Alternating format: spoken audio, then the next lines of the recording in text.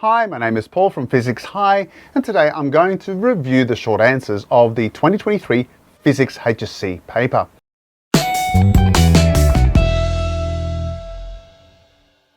In this video, I'll be going through each of the questions, explaining how the answers can be determined. Now, for the sake of brevity, I'm not going to write everything down that I talk about. I'm simply going to be talking through them. Where appropriate, I will make some notes on the screen to help your understanding. I'll also draw in the information from the marking guidelines so that you know how the HSC exam was marked and how to achieve best marks in future exams. Before I go on, please press the subscribe button and maybe consider supporting me by buying me a coffee. The link is in the description below. So let's get started. Question 21, and this deals with Module 8, and specifically we're dealing with the HR diagram. And the first question asks, identify two variables that determine the luminosity of a star. So we're dealing, generally speaking, with the radiation output of a star. First of all, the bigger the star, the more light it emits. So as a result, what we can say is the surface area. Now you can also similarly say the size of the star. Associated though with this, but not exactly the same, is the star's mass. Stars that are more massive will go through fusion at a much greater rate, and as a result, there will be more electromagnetic radiation coming off that star. The third one we can talk about is the temperature of a star.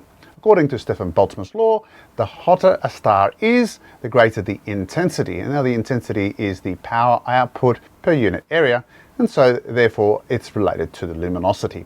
Now, if we look at the marking guidelines for question 21A, you can see you only need to provide two variables to get this 4 marks. The second question says, describe differences between star A and star B. The first thing we recognize is the position on the HR diagram. So you need to say that star A is sitting on the main sequence, which represents stars that are basically going through their normal lifespan. In other words, they are fusing hydrogen to helium. Whereas our star B is no longer on the main sequence. It is a white dwarf. It is an end-stage star, generally of a low-mass star. There's a key difference we've already highlighted. One's in the main sequence and one is a white dwarf. Because star A is sitting on the main sequence, it is undergoing fusion of hydrogen to helium. Whereas the white dwarf is now no longer fusing any elements whatsoever. It's generally made up of degenerate carbon, and so we can say its composition is different. One is hydrogen fusing hydrogen to helium, and the other one is mainly carbon. And I've already hinted at a third difference, is that in essence star B is at its end stage of its lifespan, whereas star A is still in its normal lifespan in terms of its normal processes of undergoing fusion. Referring to the marking guidelines, you can see all you require to do is describe some differences between star A and star B, whereas 2 marks only identifies features of star A and B. So make sure in your responses you're talking about why it's sitting on the main sequence. It's linked to the fact that it's undergoing hydrogen to helium fusion, for example. So I'm making a description of what's going on here. Question 22 deals with Module 7, specifically the relativity section. And we've got a spacecraft that is at a speed of 0.9 c, and it emits a light pulse every 3.1 by 10 to the negative 9 seconds as measured by the crew on the spacecraft. What is the time between pulses as measured by the observer on Earth? Now, in this case, this particular time is measured in the spacecraft that is moving at this high velocity. So in other words, this time here is our proper time. The formula for the time dilation that occurs is equal to the proper time divided by the square root of 1 minus v squared over c squared. So when we substitute everything in, we're going to be able to work out the time, remembering that we can simply replace this section right here with the fraction of the speed of light, because the c squareds end up being cancelled out. And so we get, that's our answer. In referring to our marking guidelines, notice here, all you have to do is get the right result to get the 3 marks. As long as you've got some steps of determining the value over here that allows you to get 2 marks. A little tip here as we go along, you'll see that in many cases, the marking guidelines say for the initial 1 mark is provide some relevant information. So always write something down. If you write something down that is not in the question itself, but it's relevant. So for example, you understood that the time increases, for example, in the case of the observer on the Earth, which is relevant, you get 1 mark.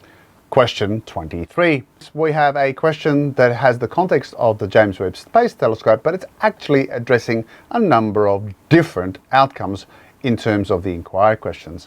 So the first question deals directly with Module 5, Advanced Mechanics, and specifically gravity.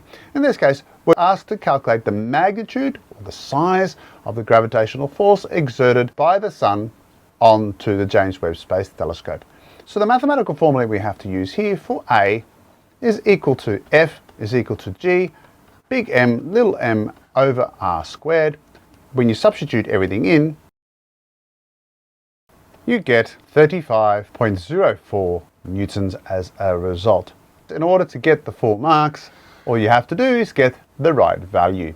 Now part B deals now with Module 7 in terms of the quantum nature of light. And we're asked, the telescope is sensitive to these particular range of wavelengths. What is the minimum photon energy it can detect? So we know that the energy is equal to HF, which is equal to HC over lambda. Since we want E to be the minimum, what we end up needing here is the energy for the largest wavelength. And so that means it's the wavelength here that we require. So if you substitute everything in, you're going to get 7.1 by 10 to the power of negative 21 joules. In order to get the full marks here, it's worth 3 marks. Let me put in the marking guidelines here. If you get the right number, you get 4 marks. As long as you provide some correct steps in calculating the minimum photon energy, you'll get 2 marks. And the final question deals with, in this case, Wien's law. And what we asked is to say, calculate the temperature of the exoplanet if it's emitting a peak wavelength of 1.14 by 10 to the power of negative 5. And so we end up getting our temperature being equal to Wien's law is B over the lambda. Our B is 2.898 by 10 to the power of negative 3. We divide this by our wavelength, which is 1.14 by 10 to the power of negative 5, and we get a value of 254 Kelvin. Question 24, which is about Module 6. In this case, we're dealing specifically about the path of charged particles within a magnetic field. And so to work this out, the particle is moving in a circle. It means that the force due to the magnetic field is equal to the force due to what we refer to as the centripetal force. So you get QVB is equal to mv squared over r. And then what you asked for is the magnetic field. So what we do is we rearrange everything. So what we end up getting is B is equal to mv over qr. It's now a matter of substituting everything in, and you get 1.7 by 10 to the power of negative 6 Tesla. Now, of course, that's not the full final answer. We need to know also the actual direction, in this case, of the magnetic field. And this is where you use your right-hand rule. In this case, the force is always acting inwards, but remembering your thumb represents the conventional current. And so as a result, in order to get the force acting in, what we need is a magnetic field that is going out of the page as a result, or out of the screen from your perspective. Question 25, we're dealing here with, again, Module 6, but the last inquiry question, which deals with applications. Here is a simplistic diagram of a DC motor. And what gives it away is this X here. And the first part of the question says, well, describe the function of X. Well, X is a split ring commutator. Now, if you write that, that will give you a 1 mark. Why is that? Again, if we look at the marking guidelines, if you write that, it's relevant. However, we need to describe it. And what you need to say here is that this changes the direction of the current so that the torque on the loop remains going in the one direction. So it flips the current every 180 degrees to maintain the direction of the torque, or you could say maintains the direction of the force acting on one side of the loop. What about part B? It says explain why the torque of a DC motor decreases as its rotational speed increases. Well, in essence, this is all about back EMF. Now, I want to take this step by step. What we're saying is its rotational speed increases. So what we're getting here is we're getting omega is increasing. Now, if omega increases, then what we end up getting is a rate of change of flux increasing. So we're getting an increase of the EMF, which is a result of the rate of change of flux with respect to time. Now, this EMF is in the opposite direction of the supply EMF. So we have this increase, first of all, of what we refer to as the back EMF. But that means our actual net voltage, V net, actually decreases as a result. Why? Because the supply voltage is constant. We have a back EMF or back voltage which increases, and so therefore the net voltage decreases. And so as a result, since Ohm's law says the current is proportional to the net voltage applied, so what we end up getting is a decrease in the current. Now, since the current decreases, finally what we can say is the torque decreases, because the formula for torque is equal to BAIN sine theta. And so now we've made the full connections, but the question's only worth 2 marks. So as long as you make a reference to back EMF, and as a result that means a reduction in current, and therefore a reduction in torque, you've made those connections, that will be enough to get the 2 marks. Question 26, which is from Module 8. In this case, we're dealing with the whole idea of binding energy and mass defect. So we have a nuclear reaction written up here, and we're asked, well, what's the energy released? Because this reaction here is a reaction where we lose mass, we can therefore determine the amount of energy being produced due to that mass defect.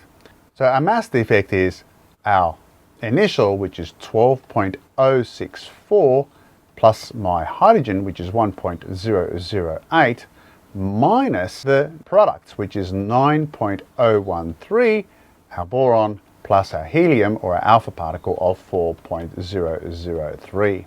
When you work out that mass defect, you get 0.056. In other words, we have lost 0.056 U, or atomic mass units.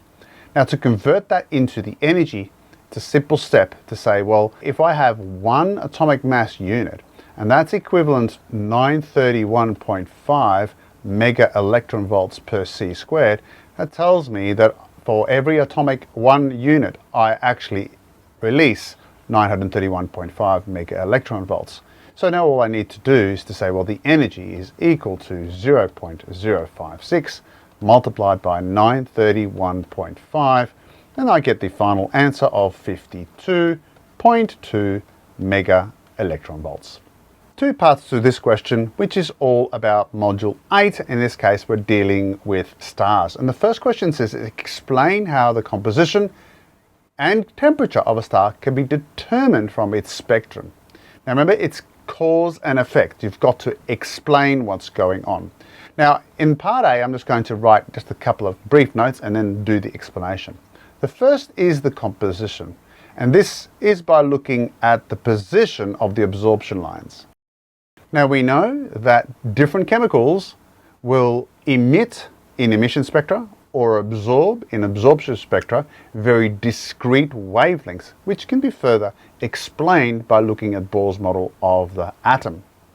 And so, in other words, by examining the emission spectra here on Earth and then marrying up with the absorption spectra of the stars that we measure, we can therefore determine the chemicals that are present, because different chemicals have very discrete wavelengths associated with their emission or absorption spectra.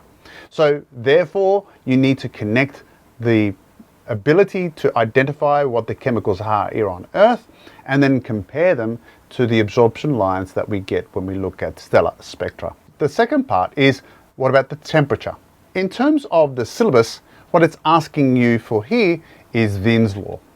Now, of course, Wien's law says that the temperature is equal to B over the wavelength. And of course, we can switch the T and the wavelength around. In other words, by looking at the wavelength with the greatest intensity on a black body curve, we can determine its temperature. So that is one way we can determine the temperature of stars. If we examine their black body curve, we can therefore look at the wavelength that has the maximum intensity and therefore using Wien's law determine the temperature. But I will add that is a very, very rough measurement, and astronomers generally do not rely on Wien's law to determine the stellar temperature. Instead, they look at the presence of certain absorption lines for different chemicals. And so what we have is, as a result, we have our different classes based on the presence and intensities of various spectral lines, whether they are hydrogen, helium, or other elements that are present. And from that, they can also determine the temperature. In fact, that's the more common way of measuring a stellar temperature, by looking at the strength and position of a variety of absorption lines. So that is another way we can determine stellar temperature. The second part of the question says, okay, this diagram represents one hydrogen emission line from the spectrum. Explain the changes to the spectral line that would be observed as a result of a star's rotational velocity, and then modify the diagram to support your answer. Let's have a star that we are observing from the side perspective. So let's say from there, there's my eye. Now, if this star is rotating in that direction like so, then the light I receive from there will be exactly what I would expect it to see in terms of its compositional spectral lines. But this side over here is receding away, is that this line over here will be redshifted. Similarly, because this edge of the star is approaching the view, what we end up getting is a blue shift that is going to be on that side. And so as a result, what we end up getting is a line, and I'm exaggerating it here, that ends up broadening as a result. It broadens because I'm getting a whole range of wavelengths that are some shorter wavelengths, the blue shift, or some longer wavelengths, the red shift, including, of course, the normal standard wavelengths right in the middle. So we're getting a broadening effect due to the Doppler shift, both red and blue shifting on either side. Now that's all that's required here for this particular question, but I want to add just a little bit more detail here. The star's luminosity, and therefore the strength of the absorption lines, doesn't change. And so if we have a case of our single black line, we may get an absorption line that will have an absorption, intensity that looks like something like this. However, if the star is spinning, because this total amount of absorption doesn't change, what we end up getting, and as I'll just use a dotted line, is we will get a spreading out, but the area of this dip, so to speak, you can see I've got a dip here, is going to be exactly the same. And that's because we're not getting any increase of absorption totally. And so as a result, the peak of the absorption shifts down in the case of a star that is spinning, because the total drop must be equal to the one situation where the star isn't spinning. 28. Now we're dealing with transformers. This is an ideal transformer connected to 240 volts supply. It has 300 turns on one primary coil and 50 turns on the secondary coil, and it is connected in a circuit with two identical light globes, as shown with the switch here. It says calculate the voltage across the light globe X when the switch is open. You can see that what we have here is we have more turns over here, so the number of turns over here and the number of turns over here decreases, and of course we have 300 turns on this side and we have 50 turns on the other side. Now that allows us to determine the voltage drop because this is a step down transformer.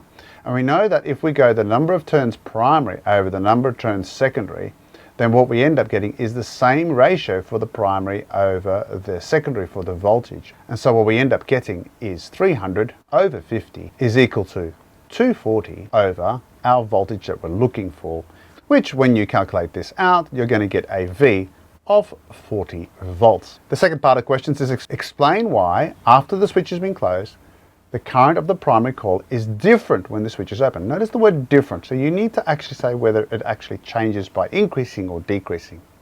Well, the important thing here is to know that this switch is closed. What we end up getting here is a parallel circuit. So the voltage drop across Y is exactly the same as the voltage drop across X. Because we now have two bulbs going here, what we end up getting here is that the current in X, initially with the switch open, is going to be still the same with switch Y, but now we have an extra current going through Y. And so as a result, what happens is when the switch is closed, the current increases. Now this current, of course, is in the secondary section. So current IS increases. And of course, that is related to Kirchhoff's law of currents. And it's about the conservation of energy. But importantly, because this is an ideal transformer, the power in must equal the power out. As a result, since we are getting an increase in current on the out section, we must get an increase in current in the in section. And so therefore what we can say is that I primary increases again due to conservation of energy. Question 29. We have a light from an incandescent light bulb is passed through the plane polarizer and the intensity of the light is reduced. It says explain this phenomenon. In order to explain this phenomenon is to understand that when we get light coming in at a polarizer, it is what we refer to as unpolarized. In other words, when it's often drawn like this, what we have is different planes of our electromagnetic wave. Remember, this is a wave phenomena here, passing through my polarizer that may have a certain axis of polarization. And I'm going to make that axis of polarization vertical. Now, truth be known is that there are basically chains of molecules that, in this case, absorb all the horizontal ones passing through this. And so if we have horizontal chains, they absorb the electromagnetic wave that is passing through that. And as a result, only the vertical ones pass through. Now, that's not required knowledge for the HSC. What we do need to know, though, is that we have only one particular axis passing through. Now, what's important here is that in each of these axes, we have components that are vertical. We have no vertical components for this particular horizontal one. But we do have a vertical component for this one, and similarly speaking, this one, and all the ones in between. So we only get a component for all the other ones that are not directly parallel to the polarization axis. The end result is this, is that if we get an initial intensity of I naught, basically arriving at the polarizer, what we end up having is at the other side, we have only that component passing through, but the intensity ends up being I naught over 2 as a result. And that's what you need to do in getting the 4 marks here, making the explanation that only the vertical or only the one component of all the planes going through the polarizer will pass through one that is parallel to the polarization axis. Question 30. Now there's a lot of information in question 30 and I'm not going to go through great detail of writing what the question's actually stating, but we do have here a coil that we can have a direct current passing through, and of course as the current passes through this produces a magnetic field, and of course as you initially turn it on, that magnetic field initially is off and grows. So we have a changing flux as the current initially starts. And this is represented here in the graph. You can see that after 0.03 seconds, we have a constant current flowing through the coil, and we have no change in the magnetic field strength because it's constant. But we do have a change in magnetic field strength when it initially is turned on. We're also told the information of the cross-sectional area, and that's important because the situation this question's about is actually about the rate of change of flux, which is equal to the magnetic field strength B multiplied by the cross-sectional area A. So let's look at part A. In the first part of the investigation, ring X is held near the end of the electromagnet at position P. It says account for the force acting on the ring in this situation. Now it's not asking you to calculate anything, but account for it. Now what we're getting, of course, is an EMF. And of course that EMF is equal to negative delta phi over delta T. That is, we have a rate of change of flux, but of course the EMF is in the opposite direction. That's important. So what happens here? Well, as a result, this ring is experiencing the rate of change of flux. Now, using your right-hand group rule, this results, first of all, of this coil generating a north pole on this side. Because this ring now is experiencing a rate of change of flux, it will also result in a production of an induced EMF. But that, of course, we're getting an induced current. That means it also will produce its own little magnetic field, but according to Lenz's law, it must oppose it. So as a result, the ring at P will produce a north pole here and a south pole here, and so as a result, the ring will be repelled as a result. And so now what we've done is we've accounted for the force acting on the ring. Part B. In the second part of the investigation, ring Y is placed at P and the power supply is turned on. Now what happens to the ring? Well, if you look at Y, it's got a split. So yes, we'll still get an EMF. It'll still experience a rate of change of flux. It will still experience an EMF. But because the ring is now cut, what we're not getting for part B, part 1, is we're getting an EMF, which is yes, but we are not getting an induced current. So as a result, it's not going to produce a magnetic field, which therefore it will not be repelled by the switching on of my power supply. Finally, we have to ask, well, calculate the maximum induced EMF of the ring at Y. Well, in essence, what we are interested in is the formula of delta phi over T. So in other words, what we get is our EMF is equal to our change of BA, but it's negative, over the time that we're interested in. Now our B is given, our maximum change is from 6 to 0, so we might as well just write here 6 by 10 to the negative 3. We must multiply it by the cross-sectional area, which is 4 by 10 to the power of negative 4. And then we divide this by the time that has occurred, which is 0.03 seconds. As a result, you're going to get a voltage of negative 8.0 by 10 to the negative 5 volts. This is a longer response question. In this case, we've got 5 marks, and we have a series of magnets that a metal braking fin will pass through. This situation is a braking system in a roller coaster. Basically, the roller coaster reaches the end of the ride, and then 2 rows of permanent magnets basically pass on either side of the thick aluminium conductor called a braking fin. And here we've got a graph of the acceleration of the roller coaster that it experiences due to the braking. First at U equals 10 meters per second and U as equal to 12 meters per second. And it says, explain the similarities and differences between these two sets of data. So in order to explain this question, we need to look at the similarities first. And the first thing is to understand is that this braking fin is not magnetic, it's aluminium. But the presence of magnets will cause eddy currents to be produced, which according to Lenz's law will cause a force to oppose its motion. So as a result, it will do a braking effect. Now, what is the braking effect dependent on? Well, it's in essence dependent on 2 things. First is how fast are the magnets actually passing across the fins. And of course, we'll tie in this in a moment with the velocity. But the second thing, and that's important, is the number of magnets that are around the fin. So initially, you're going to have only 1 magnet across the fin, then 2, then 3, then 4, then 5, then 6, irrespective of the speed. Which is the reason why we start with a slow acceleration. Notice these are all negative, it's a slowing down effect. But eventually, roughly at the time of around 0.8 seconds, we have the maximum number of magnets passing through it. Now what happens here, of course, is it's now slowing down. And because it's slowing down, what we expect to also happen is, of course, is that the rate of change of flux will decrease.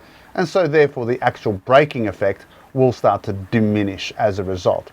So we're getting this increase as more magnets are exposed, but as it starts to slow down, what we'll find, of course, is that the rate of change of velocity will actually start to diminish as the force starts to decrease because the track is slowing down. But of course, that's true for both speeds. But what about when it's traveling faster? Well, if it's traveling faster, the initial rate of change of flux is going to be greater. So it's actually going to have a greater braking effect initially. And you'll see this, we get a much greater braking effect. But like the other situation before, it's now slowing down. The effect of the braking starts to diminish, the forces decrease, and as a result, the acceleration decreases as a result. And eventually, of course, you get to a point of around 4 seconds when it has stopped. A very interesting question deals with Module 5. And in this case, what we have is a situation that involves both projectile motion and circular motion. So what we have here is a launcher on a disk that is spinning. This launcher launches at a position X, and then what we're asked, importantly, is consider the ball's position relative to the launcher's new position at the instant the ball hits the ground. So in essence, what we're trying to do is to say, okay, the ball will land at a certain position away from where X is, and we can calculate that out using projectile motion, but we need to also consider of where the launcher actually is after the same time frame, and then work out the position that we just calculated relative to that new position on the disk. So let's first look at this as a projectile motion situation. And so what we say when we do projectile motion, and we're just interested in the ball's launch and motion just by itself, what we write is, of course, is SUVAT. And we go S, U, V, A, and T. And then, of course, we write down all the variables that we know. And, of course, what we end up getting is 0 initially because it's going up and down. We're only looking at the vertical here for the SUVAT situation. We've got an initial velocity of 5.72 meters per second.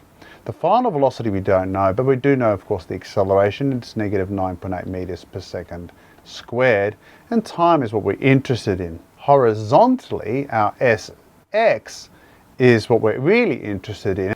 Our velocity now is, well, it's turning at 3 revolutions per second with a radius of 2 meters. And so the velocity is 2 pi r multiplied by f. Now what you end up getting, with r being 2 and f being at 3 hertz, what you end up getting is 37.7 meters per second. And of course, t is what we need to calculate out. If we use our time for going up and down, what we end up using is s is equal to ut plus a half at squared. And so our s is 0. Our u, of course, is 5.72. We multiply this by t plus negative 4.9 t squared. Because this is 0, we can either have t equals 0 or t equals a value. We end up getting a t of equaling 1.167 seconds as a result. Now that means our horizontal range from this position right there is equal to simply our 1.167 seconds multiplied by the velocity, which we calculated already, which was equal to 37.7 meters per second. And as a result, you'll get a value of 44 meters. But that's only from the ground perspective. Where is the launcher after this time? Well, this launcher is spinning at a rate of 3 hertz or 3 revolutions per second. And so the displacement, in terms of angular displacement, the launcher is equal to theta is equal to omega t. That is, remembering that omega, which is the rate of change of angular velocity, is theta over t. Our theta is equal to omega t. But our omega is equal to 2 pi f. And so what we end up getting is our theta, this thing is turning, is equal to 2 pi f multiplied by t. And so what you end up getting is 2 multiplied by pi multiplied by 3 multiplied by our 1.167. You end up getting a value of 7 pi. Now, remembering 7 pi means that it's doing 2 pi, another 2 pi, 2 revolutions, a third, and it now has, in a net result, moved basically to the position on the opposite side. Remember, it's gone once, 2 pi, 4 pi, 6 pi, and then the last one, it's up here, it's now 7 pi. And so as a result, it's now a change of angle is actually pi radians. Now we know that the diameter is 2 meters, and so what we end up getting is that the new position of our launches up here, we've got 2 meters to the other side of the circle, but we've also calculated the range from this direction, which is equal to 44 meters.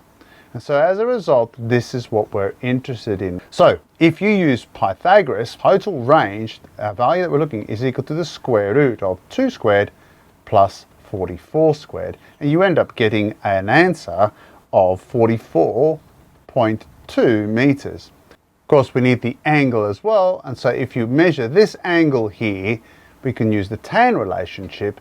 We say the tan of our theta is equal to 2 over 44, and we get theta is 5.2 degrees as a result. Now question 33, which is our 9-mark question.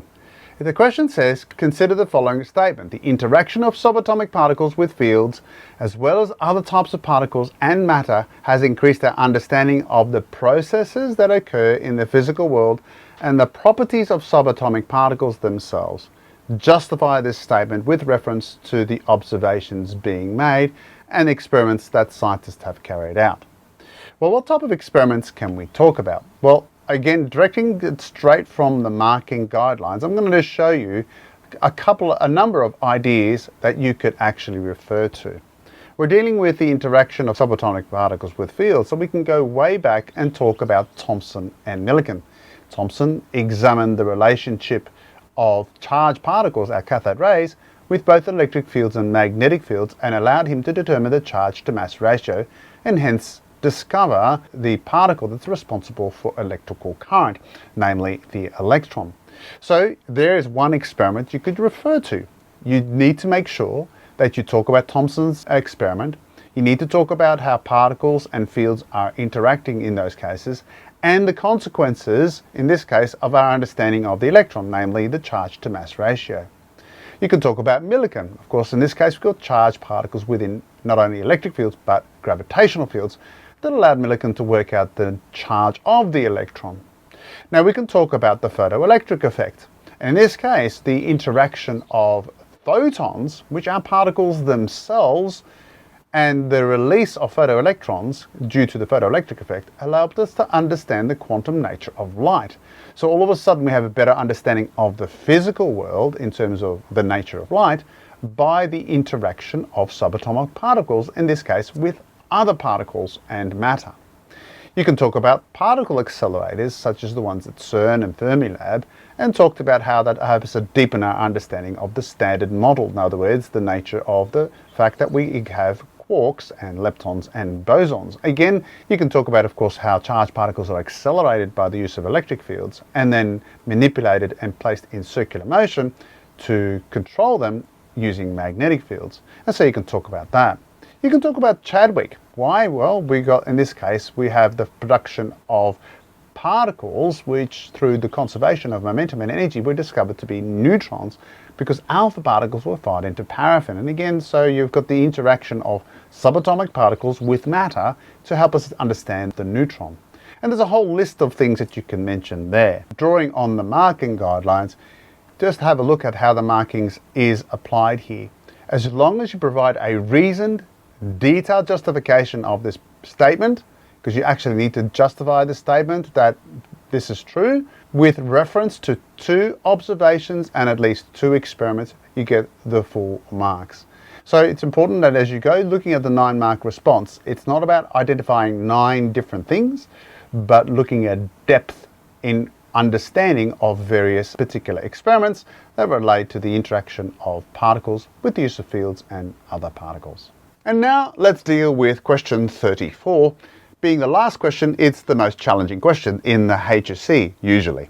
However, this question has a small problem which I'll outline as we discuss it.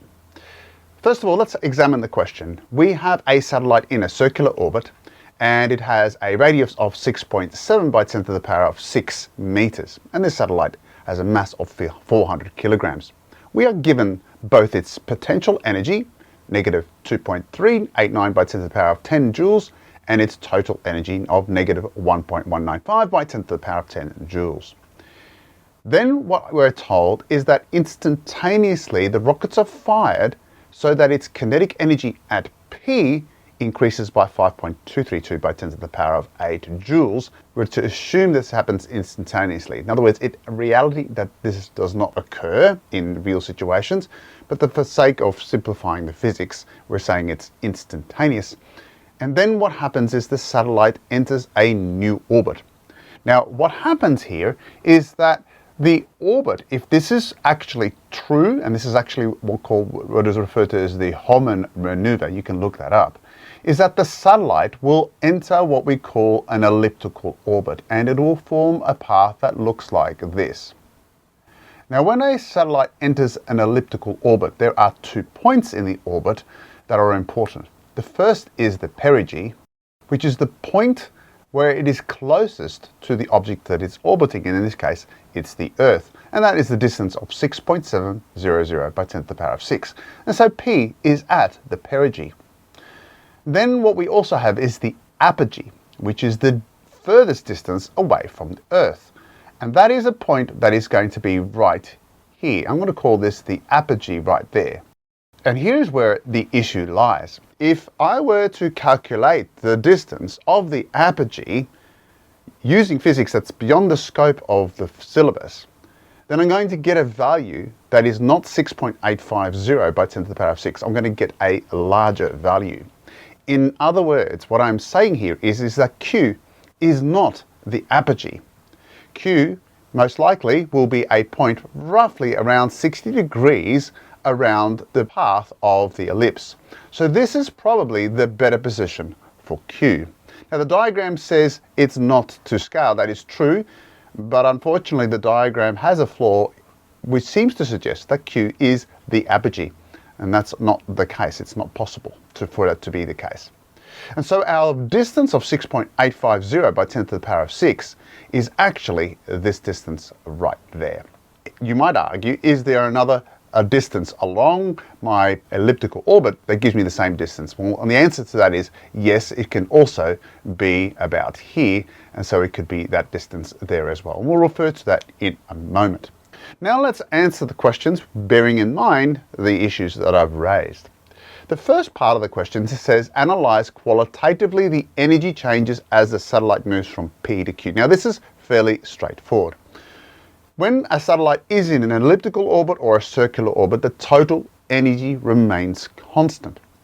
And so that means although you might have changes in gravitational potential energy, you're going to get an equivalent changes in the opposite direction of its kinetic energy, because the total energy must remain the same. There's no work put into the system once it's in orbit. The only work done in this case is an initial firing of the rockets that we had before.